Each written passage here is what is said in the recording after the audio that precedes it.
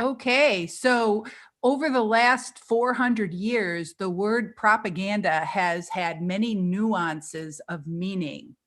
And at different times, different aspects of its complexity have been emphasized. So in its original meaning, it meant the spread of religious doctrine. Propaganda was spreading Christianity around the world. That was propaganda in its original form. And with the rise of mass media, propaganda began to be understood as a means to bring about the social consensus that is required for democracies to function.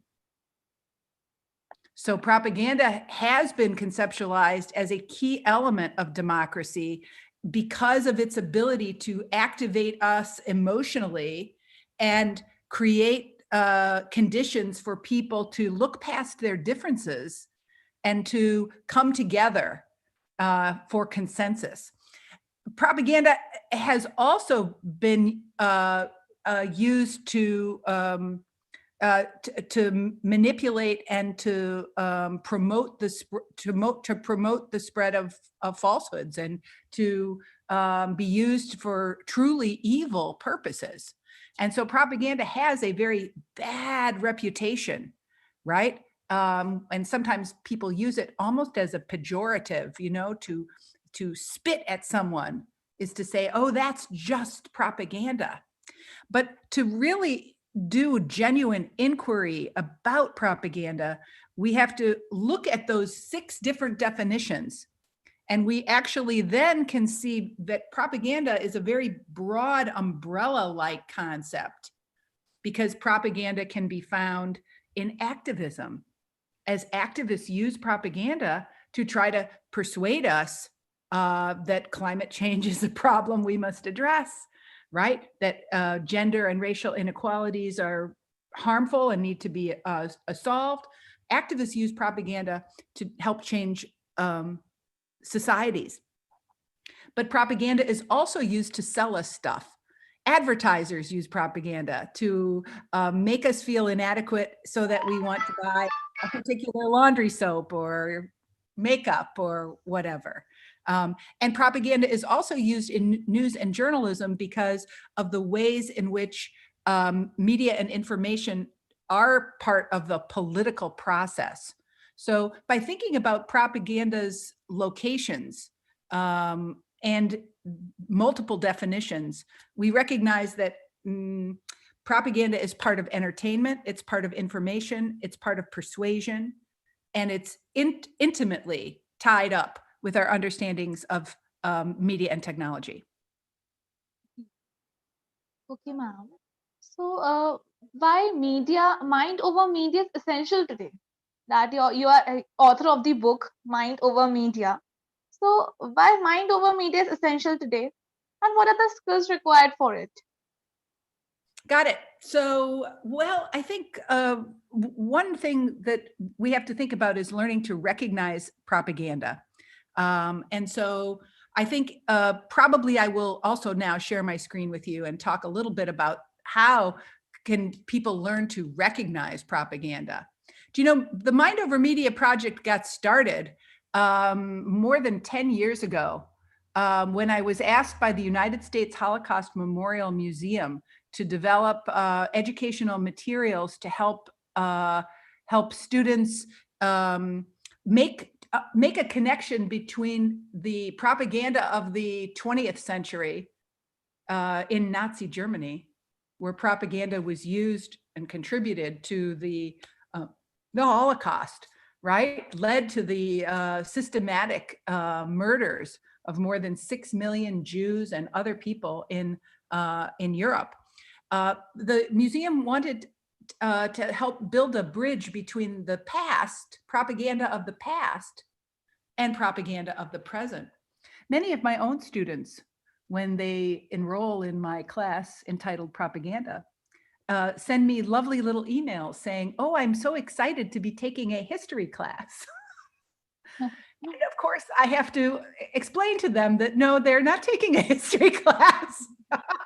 Propaganda is not a concept only of the past, right? Propaganda is all around us. And too many American students only understand propaganda in relation to Nazi Germany and don't understand how to recognize it in their ordinary life.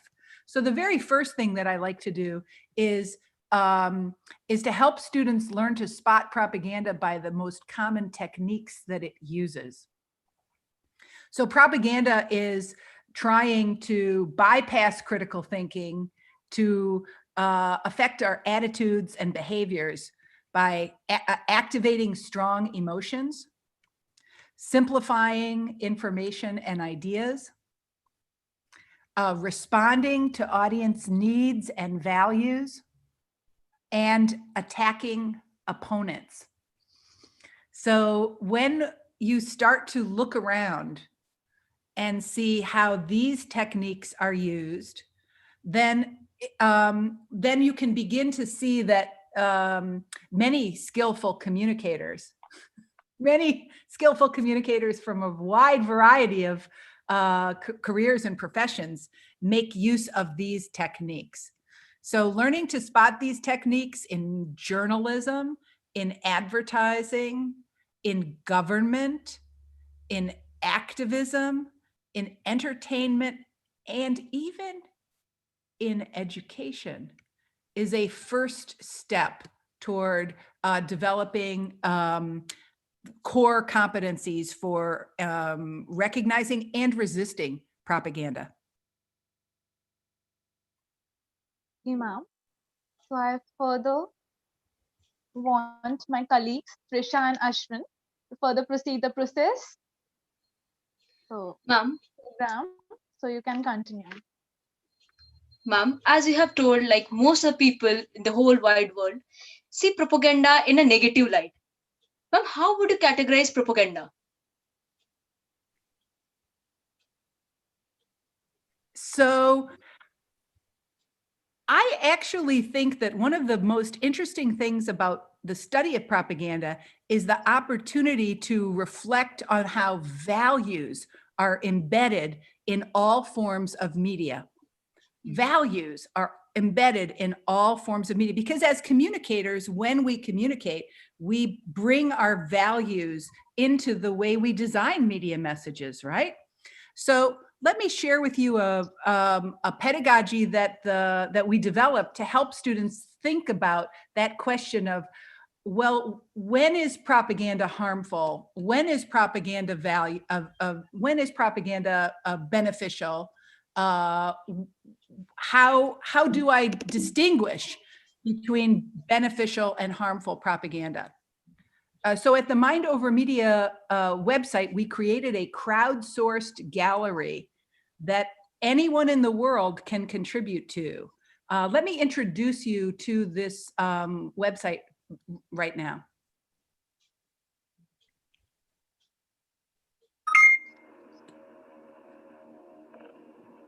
Today, propaganda is inescapable.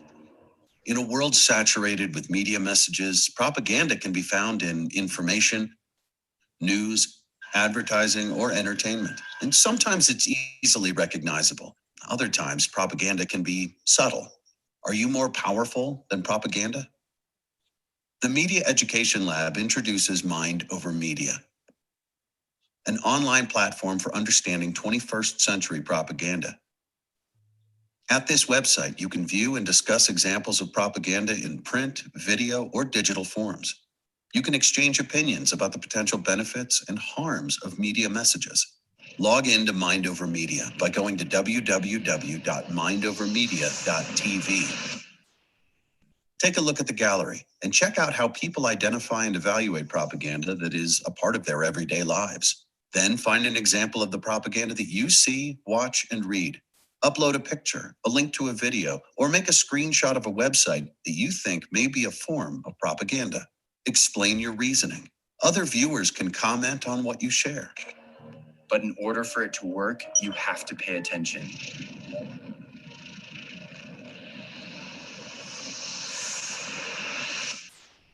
Are you more powerful than propaganda?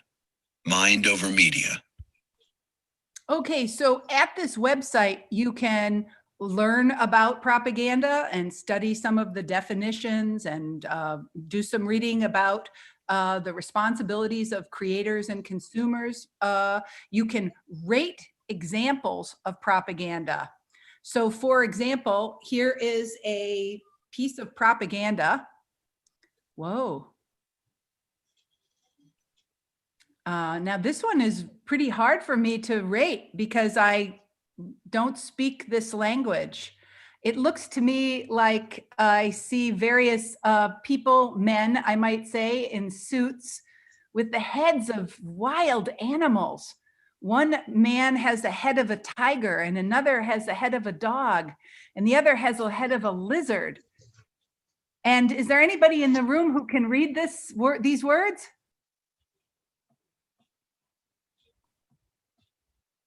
No? So because this website is crowdsourced, anyone from anywhere in the world can upload an example. I can look down here to see who uploaded it. Aha! It's from Thailand, and it's an election poster from 2014. The origin of these posters came from the elections in Thailand during 2014. Thai people were fed up with the candidates of the election, so they decided to create these instead to make the Thais vote no against all the candidates that were voting for prime minister. Woo! What an interesting form of propaganda. Now, the person who uploaded it thinks it's propaganda because it simplifies ideas. That makes sense. Calling people animals is a form of dehumanization that can be a very dangerous form of propaganda. This is propaganda because the posters are trying to portray a type of image that's going to sway how the Thai people view the candidates. The translation on the poster says, "Don't let animals join our government." They are trying to say that the candidates are unfit for the position. Okay, so I'm now invited to make a rating. Do I think this is beneficial or harmful? Now, of course, you're probably thinking, well, beneficial or harmful to whom? Right? To the Thai people, right? To their developing democracy? To the politicians? Is it beneficial or harmful to them? How do I evaluate benefit and harm? Because everyone who creates propaganda thinks it's beneficial to some cause or position. Why would you invest all the time and effort in designing and creating the message? So somebody thinks it's beneficial. Well, what about me? Here I am in the United States looking at this thing, and I think this is a very, very harmful form of propaganda. Even though I might acknowledge that maybe the Thai politicians are corrupt, maybe the ruling elite there is too closely tied to the military. That's my understanding, what I read in the newspapers. But the reason why I think this deserves a very harmful rating is because of the way it uses a propaganda technique of dehumanization.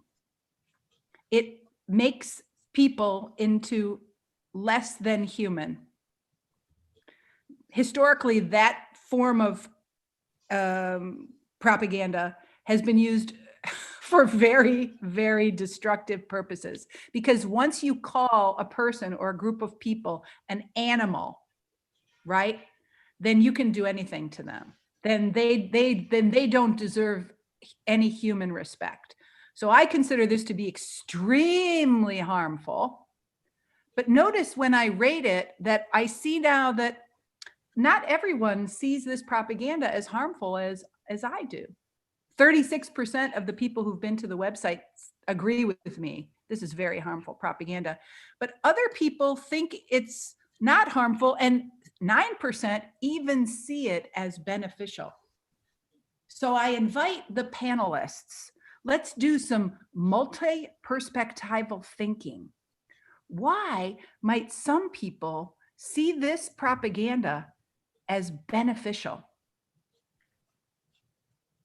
I think, ma'am, it might be because most of the people might have some bad image about politicians.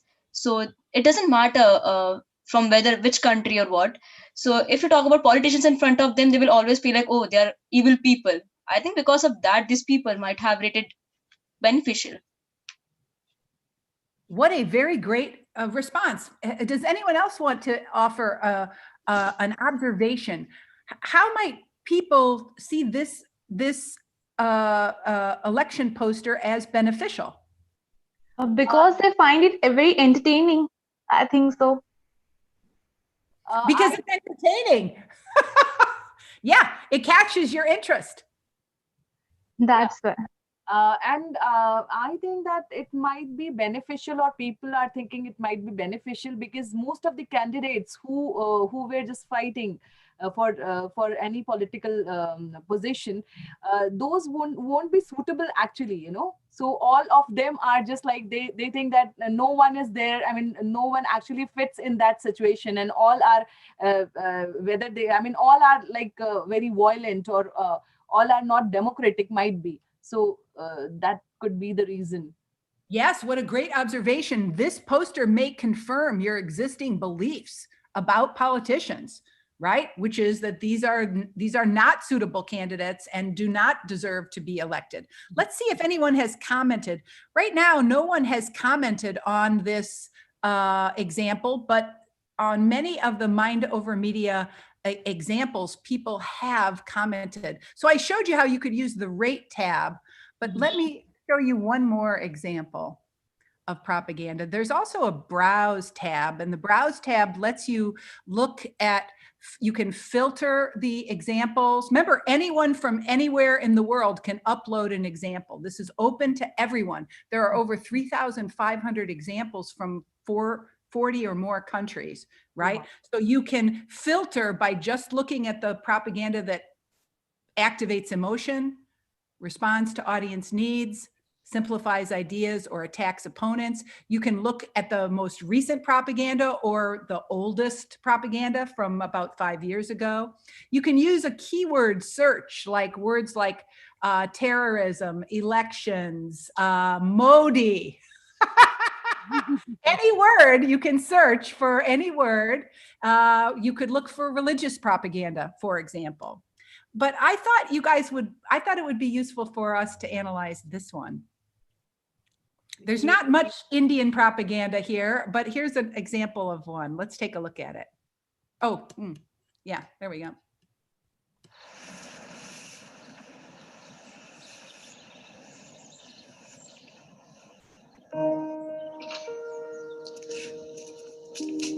अरे इतनी जल्दी उठ गई जा brush कर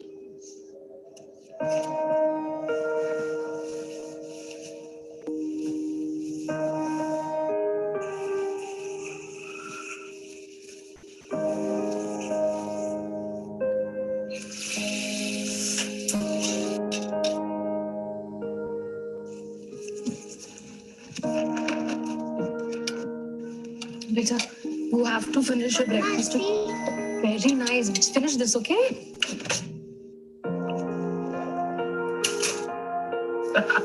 Toast. Thank you. क्या बनाया? मैं स्विमिंग पूल से मेरा भी तो है। हाँ, आपकी कितनी फ्लोर की है? 1, 2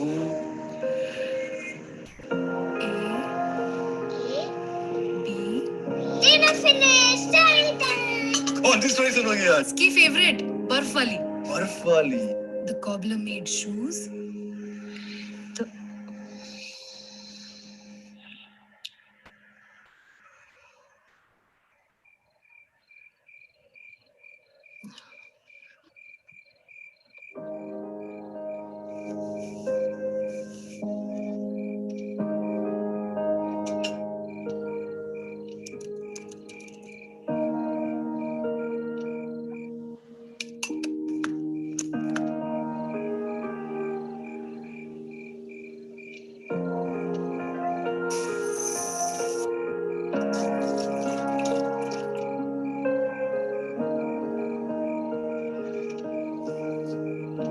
mummy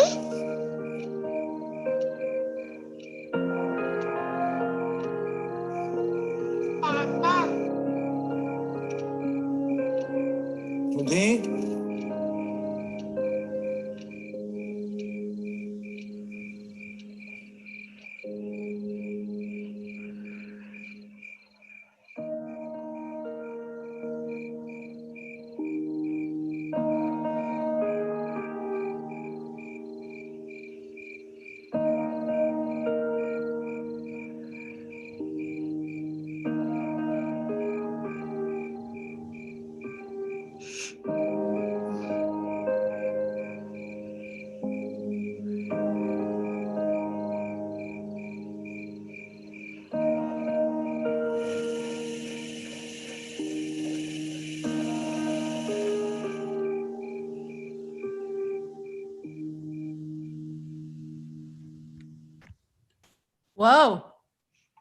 Yeah.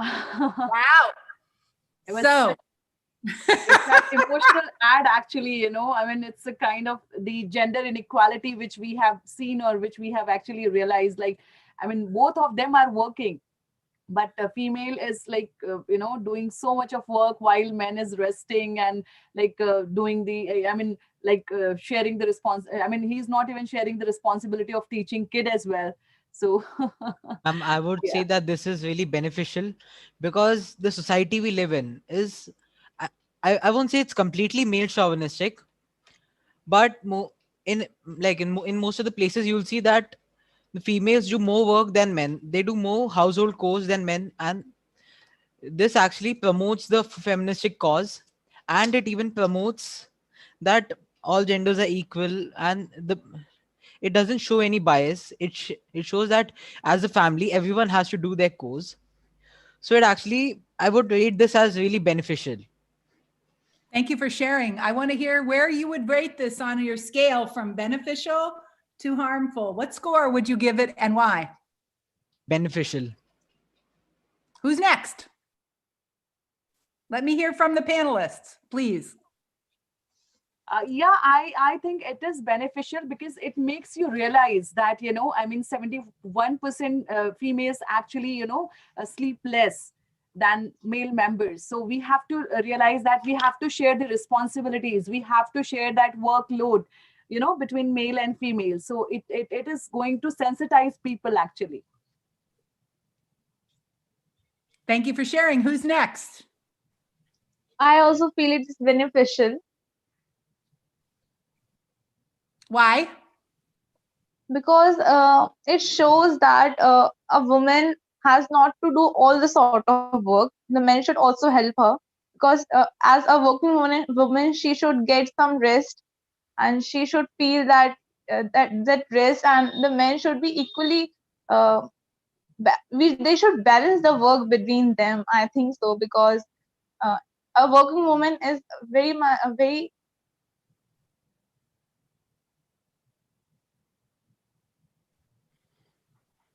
Okay, thank you so much for sharing. Who else wants to offer their opinion? Is this beneficial or harmful propaganda? One of the student called Shrishti Sen Gupta, even she is rating it beneficial. Okay, now, one thing I want to point out, of course, this propaganda activates strong emotions. Could we talk a little bit about how does this propaganda activate strong emotion?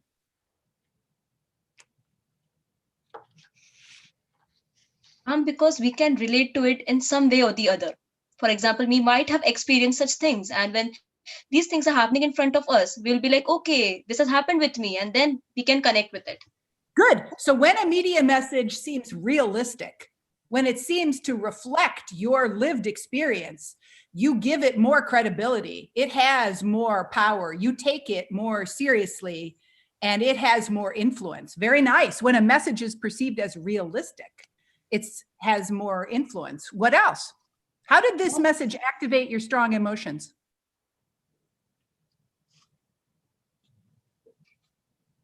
Because the content feels relatable, because everywhere you notice, in some way or the other, people are either like, I won't say completely male chauvinistic, but male chauvinism does exist, even though people might disagree with me. So Got it? this actually promotes the feminism cause, and it promotes equality. What's interesting about this, it's an ad for a laundry soap, just to clarify, right? It was produced by, and it was paid for by a company who sells laundry soap. Generically, as a genre, this is an ad, but it isn't just an ad, is it? It has other elements that make it not like an ad at all. What elements of this ad are very unlike advertising? Ma'am, for me, as per my opinion, I think it was like a short story, like by using all the things that are relatable from our life, they're picking it up and they're putting it over there, and they're talking about an issue which is just most of the people talk about it. Like if you talk about 21st century, most of the women are stepping out of their houses and they're going for jobs. But since they're like most of the members of the this society think like, okay, female has to do all the work and each and everything. So they took out a recent topic, they added some relatable elements to it, and they presented us in the form of a story. Very nice. And the story had a hero, a villain, and a victim. Who was the hero? Who was the villain? And who was the victim?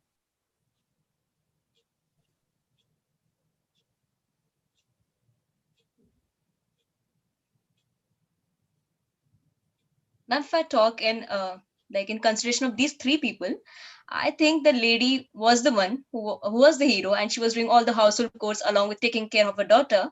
And if I talk about the victim, I think it's the daughter in one way or the other, because she might be learning all such stuff, and she might be like, why is my mother doing all these things alone? Why isn't my father helping her?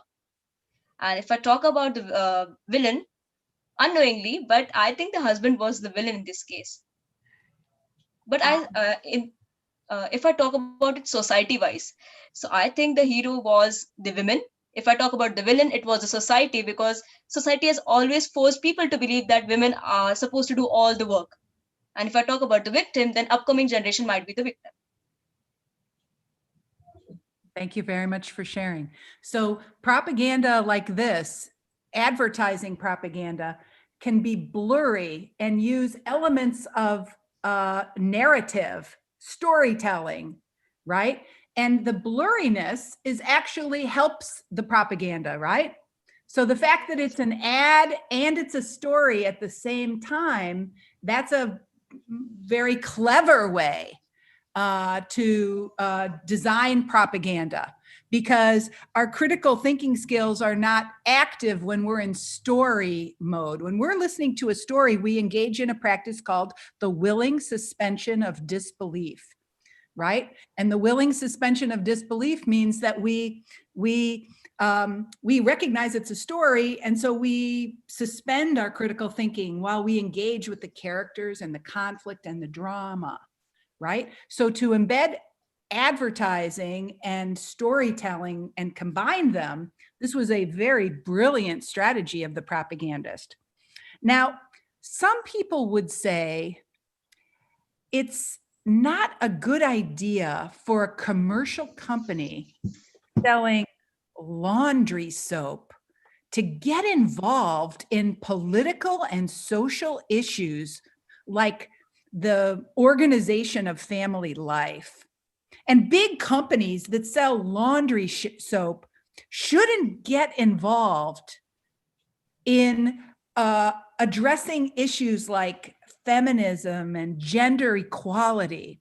Some people might even say that it's potentially kind of harmful for big companies to get involved in political issues like this. How would you respond to that? Is it a good thing or not a good thing that a laundry soap company is advancing these ideas about gender equality? Is it a good idea or not such a good idea? Ma'am, I don't think it's a good idea, because it's like restricting someone's creative freedom, while advertising is a part of mass communication and it is about creativity.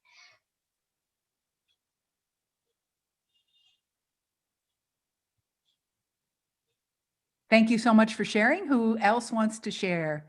Is it a good thing or not a good thing that the soap company is involving itself in this political issue of gender equality? Ma'am, I think it is really beneficial, because advertisements are generally, they just promote their products and they don't care about anything else. But I think if they promote some social issue, like over here, they they showed that they supported the cause of feminism. So I think it is beneficial, because first of all, it promotes something beneficial instead of something harmful. And second, it actually shows a lot of creativity too, because advertisement is a part of media, and media is all about creativity. So I really think that this is really beneficial for both creativity as well as sending a proper message. And if they are advertising their products, so what, I don't feel there's a harm in that. And Thank you for sharing other perspectives.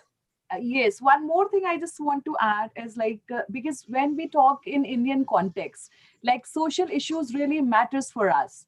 I mean, and when there is some emotional connect, then people really like. I mean, when we talk about the Asian communities, I mean, so Asian communities are basically, very bonded. I mean, like there is a family bonding and all those things. And until unless we there wouldn't be an emotional quotient, people will not actually realize it. So that might be a good idea to basically to sensitize people towards gender equality, towards sharing loads. I mean, if you are saying that women should go, step out of their house for work, you're talking about, yes, I mean, they should also get better education. I mean, though the things are changing, not too much here in India. I mean, people, I mean, still expect here in India that they should, the first baby should be boy, not the girl. And if any family is having like more than 2 or 3 girls, still they are expecting for boy. I mean, if I talk about Indian scenario, then so in such scenario, actually gender sensitization is really required. So this is I mean, this idea basically I think that this company has just took and they just made this story to make people sensitize. What a great observation. Thank you so much for sharing. The reality about advertising, one of the reasons why I embrace a broad conceptualization of propaganda.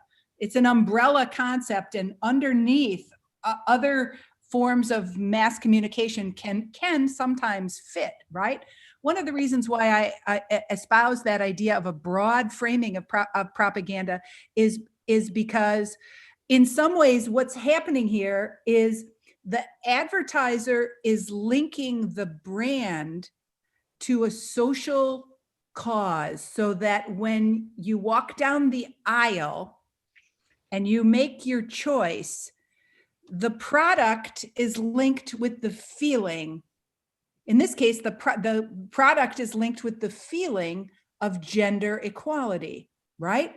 And that helps us understand that meaning is created through linking symbols together in chains, like tying those concepts together. That when I consume that laundry soap, when I make that product purchase, I'm actually making a political statement, right? I'm saying something about my identity, right? And if you think about it, that is a phenomenon that's driving capitalism and consumer culture, right? That when I make a purchase of a product, I'm not just buying the product for its functional value. I'm buying a whole set of ideologies and values that underpin it.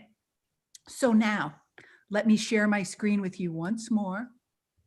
I'm going to share my screen with you once more, and I'm going to put the link to this website into the chat room. Well, let me see if I can do that right now. All panelists and all attendees now are invited to go to the website and make an evaluation. Now that we've had this rich discussion, let's take some time and decide, is this propaganda message beneficial or harmful? I just voted, so there you go. Let's see what happens when we restore back to this thing. Let's see if you take a minute and do some voting.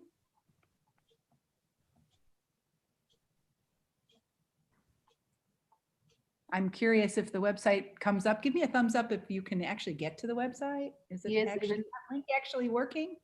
Yes, it is working. It's working. Yes, ma'am. It's working. Yeah. If you like, you can share a comment below here. Just type in a name, and your email will not be displayed.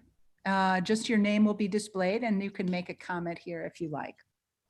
So I think I've illustrated a key aspect of the pedagogy that is embedded in the Mind Over Media platform. Let me just show you one other thing that I think is useful for you to see. So at the main website for the Mind Over Media book, I invite you to read a sample chapter. Yes, that's very useful. You, as students, I think reading a sample chapter would be great. There are a lot of videos that you can take a look at. And I'd also invite you to take a look at the online, there we go, the online learning modules. So for college and university students who want to explore the topic of propaganda in relation to the pedagogy of media literacy education, I've created a series of online learning modules. You can see they range on a variety of topics, including conspiracy theories, patriotism and nationalism, the dark side of propaganda, election propaganda, terrorism as propaganda, propaganda history, art and activism as propaganda, propaganda in education, and propaganda in entertainment. When you access the library, if you create an account, simply type in your email and give yourself a password, you can access just exactly what my students are learning this semester. You can also go on the learning journey with me. So for example, let's say you are interested in conspiracy theories as propaganda. When you take this learning path, you basically can learn what my students are learning about propaganda. Let's see how that starts here.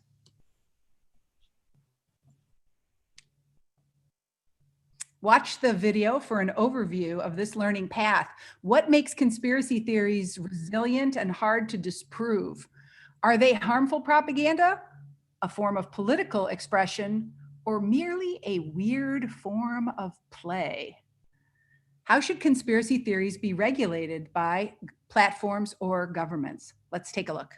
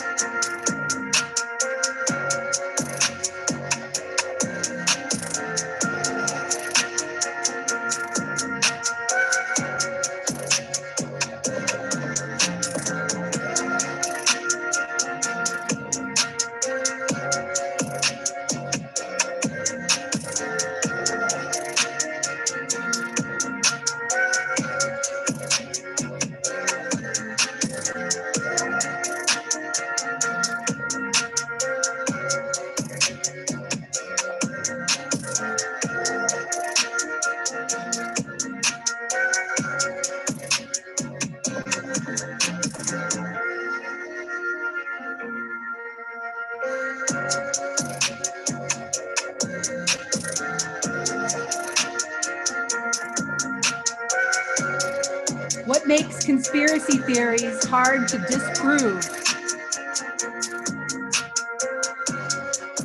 Are they harmful propaganda, a form of political expression, or just a weird form of play?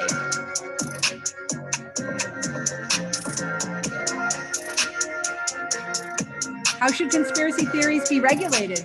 By platforms or governments?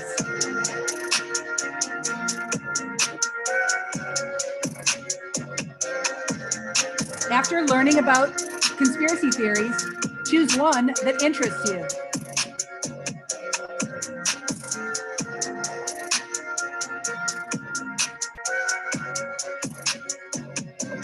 Make a 3-minute speech on the conspiracy theory you picked.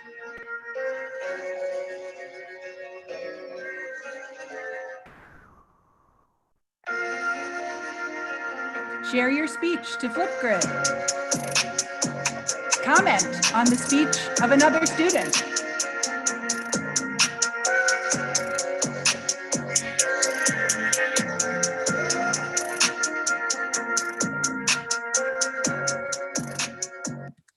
Now, what's really, really cool is that you can see how my students completed that work, right? Make a 3-minute speech. You can participate as well if you like, right? You can access the Flipgrid and you can make a speech about conspiracy theories and you can respond to my students' speech. So let's see what some of them did. So I am also modeling with the Propaganda Mindover Media project practices of digital learning of media literacy. How can media literacy pedagogies be adapted for the how can they be adapted for the online space here? And why is this not loading here? Why is this not loading? Let me just see if I can figure that out. Loading. Well, we will hope it loads eventually. But in some ways, I do invite you to explore the online resources because the topic of propaganda is absolutely fascinating. It reveals much about the way in which values and ideologies are communicated through media, and that's partly why. Of course, that's partly why I'm so keen on teaching propaganda, not as a historical subject, right? And not as something that happened in the past, and not as something that's just a technical set of ways to manipulate public opinion, right? But actually as a way to deepen the competencies of critical thinking and creativity. Ma'am, I have a question that covers both conspiracy theory and advertisements.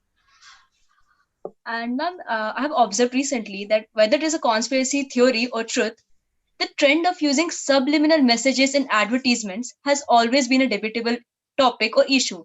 What are your opinions on this issue? Thank you for asking that great question. Of course, my students always ask me about subliminal advertising, and I do write about it in the book.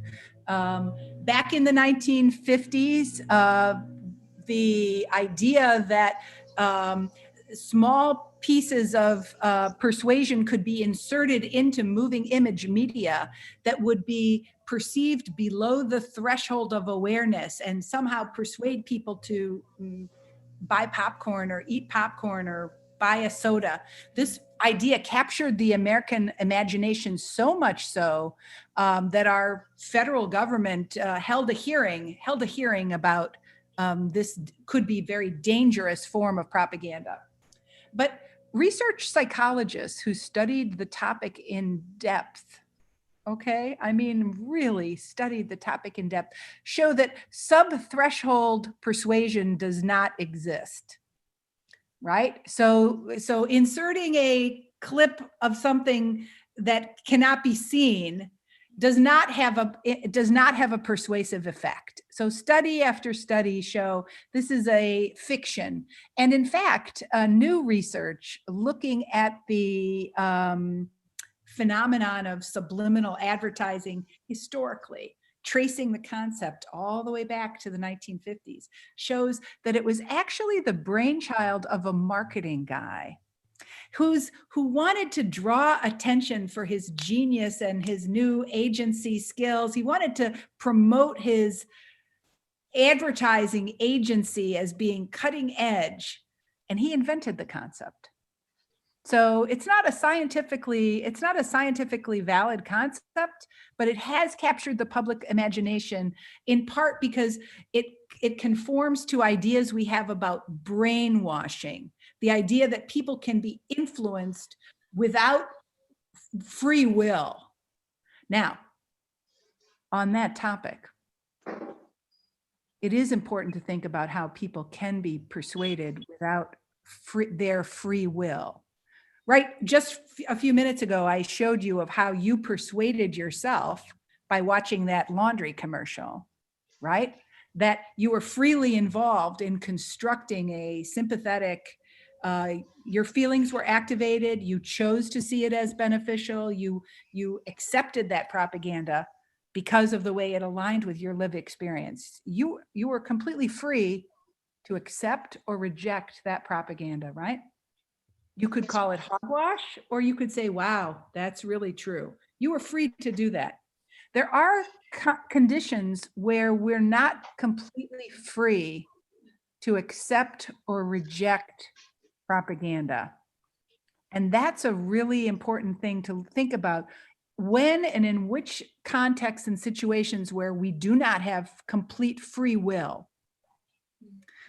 Of course, the term we use for propaganda that happens when you lack free will to accept or reject it, the word we use is indoctrination. Indoctrination is a really interesting word. It suggests a form of education that the student or the learner must accept. And religious education is a form of indoctrination, right? When I was growing up, I was raised as a Catholic, and I went to Catholic school, and I learned Catholic doctrine. And I was not encouraged to critically analyze the core beliefs of that religious practice, right? Quite the opposite. If I asked any questions, right, it was not I was being a troublesome student. So also military training. In military training is another form of indoctrination. There are concepts and principles that you learn when you are in the military that you cannot question, right? There are principles that are not questioned, not to be questioned. And you might think of other aspects about how indoctrination occurs in your life and in your context. When you have free will to ask critical questions, and when you don't, when you can't. So I think that's another reason why studying propaganda is so interesting, is that it actually moves us from media to think about other social institutions that send messages, right? That communicate values, that maintain social order or not. So that's also another reason why the topic of propaganda is so powerful, is that it lets us think about the relationship between media and other institutions, other political and social institutions, like the military and religion. Cool, huh? Yes, ma'am. Did I just blow your mind? Yes, ma'am. Yes, even I am thinking, like, earlier, though we were just thinking about like critical thinking is required. I was only focusing on how media actually works, but never thought of, like how actually propaganda is working and how that could be, because it is for making people to persuade. So in various forms now we have to analyze all these things too. So it's a part of media literacy. I mean, when we say that yes, critical thinking is has to be practiced, so we have to understand propaganda as well, which is in various forms. Ma'am, I have a question for you. Like in that ad that you showed us, they showed a subliminal message which was actually optimistic, and it related to a social cause. But in many advertisements, they don't use these type of subliminal messages. They show something vulgar, like related to they related sexually, or they show some vulgar meaning which is really catchy, and people feel, wow, this is funny. So what are your opinions on that? Wow, Ashwin, what a great question. This is a very important and interesting topic. In media literacy, we often talk about when helping students learn to spot the values that are embedded in media message. One thing we often do is we say, pay attention to how humor is used. Because through humor, I can introduce a lot of transgressive values, right? Through humor, I can make something really raunchy seem harmless, right? And so humor is a powerful tool for transgression, right? And in fact, if remember the economics of media, right? The product is the eyeballs, that your attention is being sold, right? So if my main goal is to grab and hold your attention, then I will use transgression. I will communicate something that's raunchy, something that's maybe even obscene, something that's really dark and inhumane and destructive, but I will make it look funny. And in the propaganda book, one of the examples that I use, it's such a great example because I still think it hasn't really fully been, I bring it attention because I feel like it hasn't fully been studied enough, is the case of the American Hollywood film called The Interview. The Interview was a comedy produced by Sony Pictures, a very raunchy, funny comedy produced, we should just go look at, do we have time? Bob, no, what's our timing table? Do we have time to look at this little trailer? Sure. Yeah. Because I'm not sure that I can describe the film as much as the trailer could do it, right? The trailer can describe the film better than anyone. So let me share my screen with you. We'll skip the ad there. Yeah. The ad will skip and then we will share. People say that actors lie for a living, but this is living a lie. Okay, Rob, when you're ready. Get ready, camera 2. Oh, wait, hold on. Oh, Jesus. Whoa. His head looks like somebody's taint. You barely look different. Thanks, man. Come on. We've been together for 1,000 episodes. Congratulations on 1,000 hours of being a massive sellout. What do you mean? Welcome to Flavortown, bitches. Keep ruining America. You're the worst. He's peanut butter and jealous. What is there to be jealous of? They hate us because they ain't us. They don't hate us because they hate us. They hate us because they ain't us. Stop saying that. Haters gonna hate. And ain'ters gonna ain't. That is not an actual thing people say. Every night, millions of people watch our show. I just want to cover actual news, not Nicki Minaj's vagina flopping out at the Grammys. You don't like that brown sugar? Has nothing to do with brown sugar. Here, look at this. Kim Jong-un wants to do an interview with Dave Skylark. He's a fan. Look at him. If that ain't a real story, what is? Okay, let's do it. We're going to North Korea!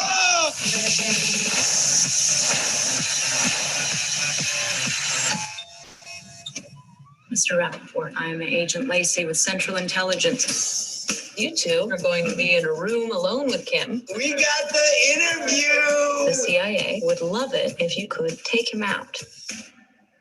Take him out. Like for drinks? Like to dinner? Take him out in the town? No, take him out. You want us to kill the leader of North Korea? Yes. Hello, North Korea! Preceding the interview, you will shake Kim's hand with a fatal dose of poison. It is critical that you touch nothing. I think there's a 0% chance of this working. Was it on my ass? I sat on it.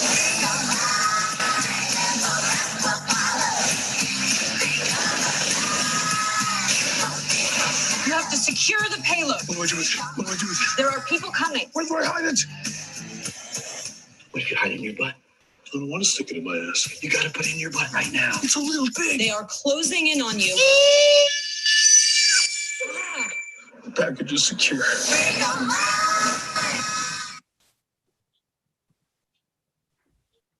Got it. So I think you get the concept, right? This film was a silly, raunchy comedy about two TV personalities who were asked by the American government to assassinate a political leader. Ha ha, right? This is an incredibly dangerous and irresponsible use of entertainment, right? to turn a political assassination into comedy, right? Well, guess what happened?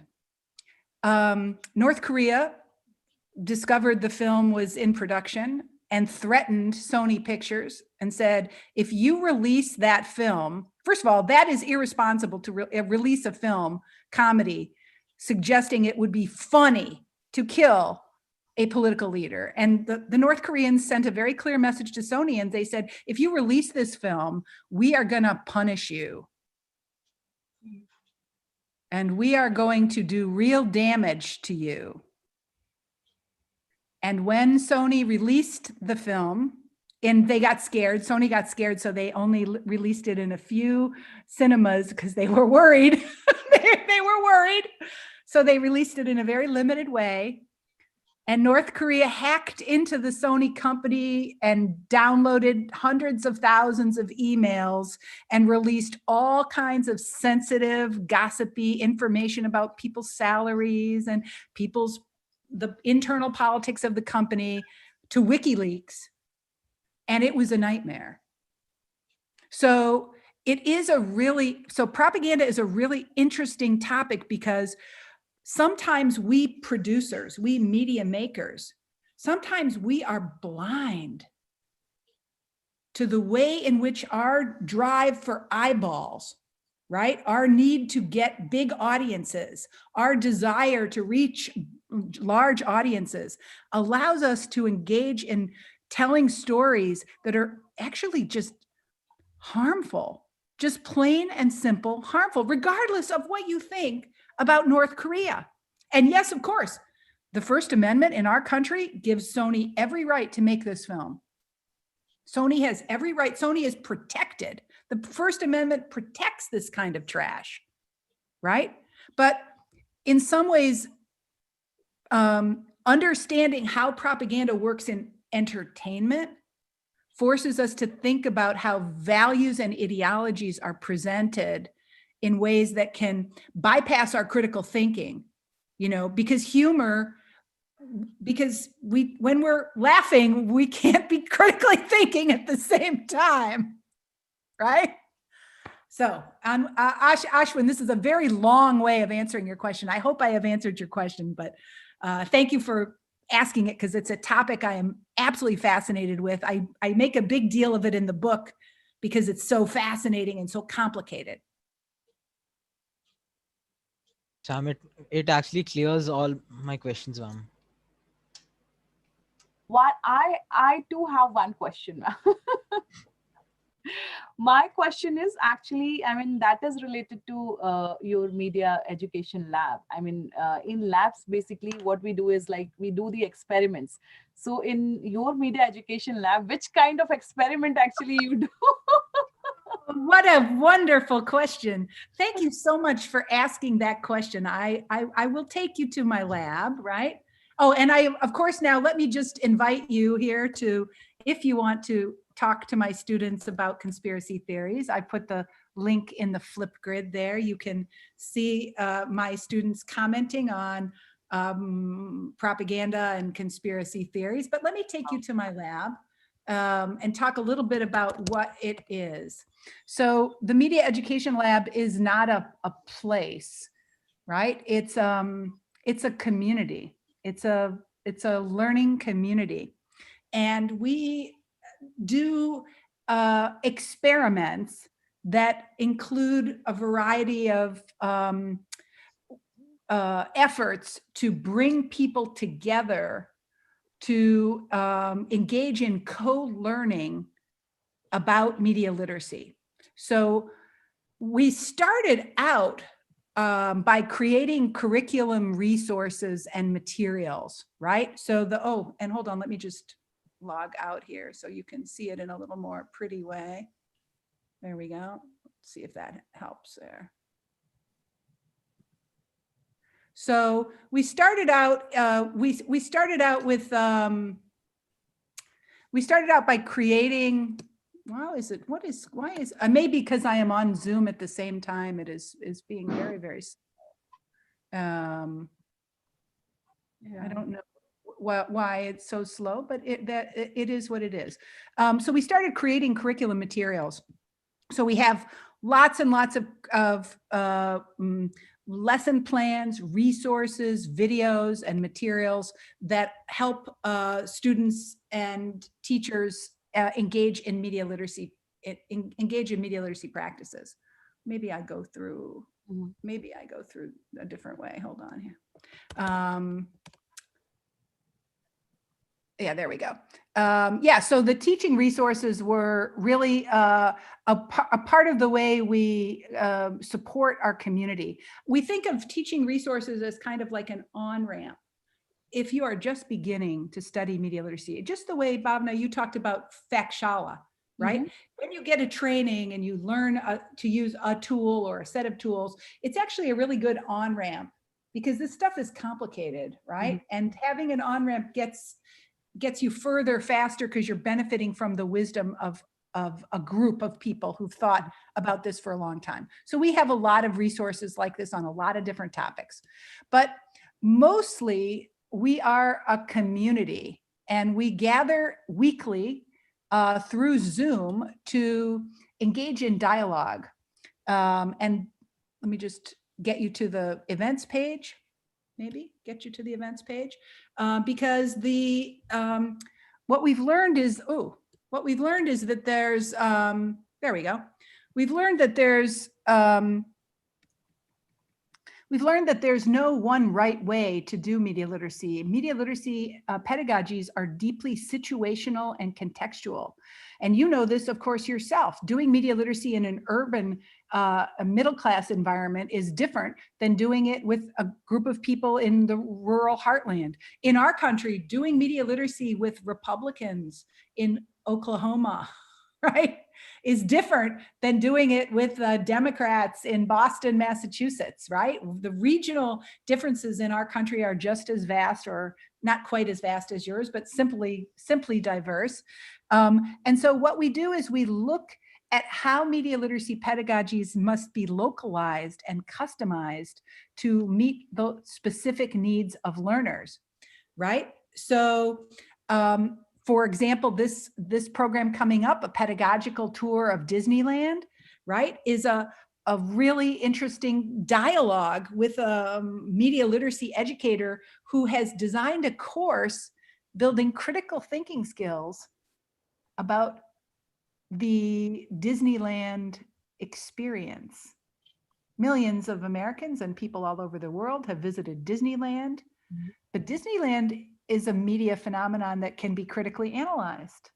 How do you engage in critical thinking about Disney culture and Disneyland? Well, she's got some ideas. So we do lots and lots and lots of dialogues, and we think of ourselves as co-constructing knowledge. Many times something will start as a dialogue, and then it will move to be a curriculum.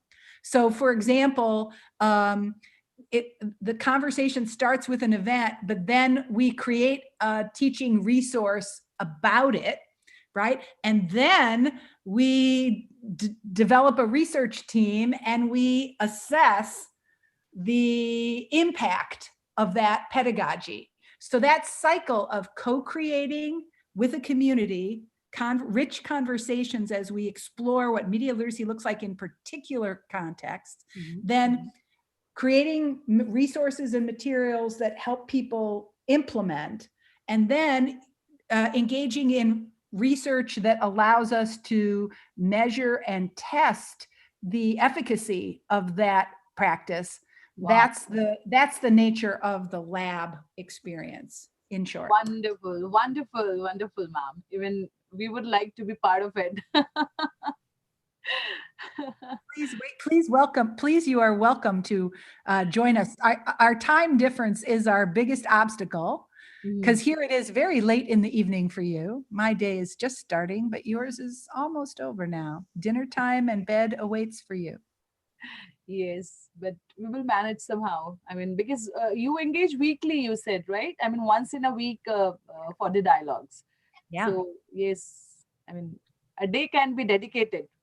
Yes, for and you are research. free. You are free, and we have benefited greatly from having Indian faculty and students and activists and journalists join in our dialogues. We truly are a global community. People come from all over the country and all over the world. All of our webinars are free. And then we also offer some conferences and seminars and other programs for a fee. Oh, great. That would be a golden opportunity even for me and to my students as well. Yes, if they get chance. I mean, it was a wonderful session, ma'am. It was a wonderful session. It was mind-boggling, I must say. And we have learned a lot. Yeah, Thank Isha. you so much for inviting me to participate, and thanks to the students for your good comments and critical questions. I have been monitoring the chat and the great questions in the Q&A. So thank you so much for inviting me to be part of your learning community. So on behalf of BAJMC Electronic Media Mass Communication Department of Prestige Institute of Management and Research Indore, I, Bhavna Pathak, I'm just accept my heartfelt thanks to you, ma'am, for giving your time. And it was such an engaging session, you know, because like my students were also participating. Like the critical thinking, actually we are using this word again and again, critical thinking, but you actually made us to practice it. So it was just like I'm attending a session. I mean, it's a wonderful, engaging session. I can never ever you know, forget it in my life. So as a student, I mean, I am saying that I am in a position of student right now, just my students, and we are highly obliged to you for giving your time to us. Thank you so much, ma'am. Thank you so much. Thanks a lot, ma'am. All right, thank you. It was a pleasure to meet you all. I hope our paths cross again. Bye-bye. Bye, ma'am. Take care. Thank you, ma'am. Thank you so much, ma'am.